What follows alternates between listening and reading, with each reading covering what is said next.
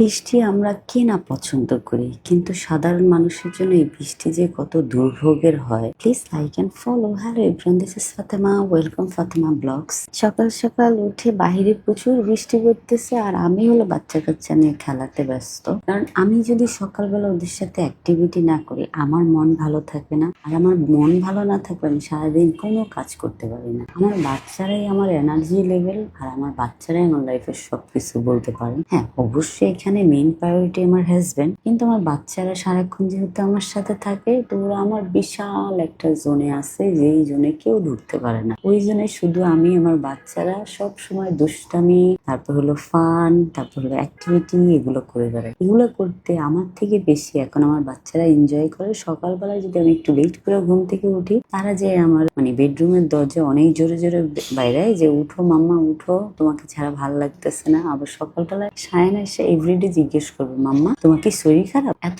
Sweet করে তখন বলে, অনেক অনেক ভাল লাগে আমার। তো আমি যদি বলি যে না আমার শরীর খারাপ না, তখন বলে উঠো না মাম্মা, আমরা খেলা করি। তো বাচ্চাদের সাথে এভাবে খেলা করতে করতে আমার টাইম কেটে যায়। আবার রান্নাও করতে হয়, যেমন আজকে অনেক কিছু রান্না করেছি। করার পরে হলো হঠাৎ করে রান্নাঘর থেকে আমি শুনতেছি যে যারা হলো অজ্ঞান হয়ে গেছে। তারপর হলো আমি হলো দৌড়ে আসলাম, আয়সা দেখি যারা অভিনয় করছে। তারপর আমি বললাম, প্লিজ খাবার খাইতে আসো, মাম্মা রান্না করছি, সবাই মিলে চলে খাবার খাই। এই যে সায়ানের বায়না, সে এটা খাবে না, ওটা খাবে, ওটা খাবে না, ওটা খাবে, এরকম বায়না করে। তবে যারা হলো, আমি এখন থেকে যারাকে সবকিছু শিখাচ্ছি যেন বায়নাটা না হয়। তারপরে যাই হোক, এখানে হলো আমি রেডি হচ্ছি, কারণ হলো বাসার টুকিটাকি কিছু কিনা আছে, আর প্লাস হলো সায়ান যারা হলো, যেহেতু ওরা এখনো ছোট, সো তাদের ডাইপার কিনতে হবে। তো সেই জন্য আমি রেডি হয়ে গেলাম। হওয়ার পরে এই যে আমার সাথে যারা যাচ্ছে, তবে বের হয়ে এত ডিজাস্টার বৃষ্টি হচ্ছে দেখেই আমার খারাপ লাগতেছে। এই যে এই চাচাটা আছে না, দেখেন আমাদের জন্য বৃষ্টি কত আনন্দময় না, যে আমরা একটু বৃষ্টিতে ভিজবো, কিন্তু দেখেন এই চাচার জন্য বৃষ্টি কিন্তু আনন্দময় না, তার জন্য বৃষ্টি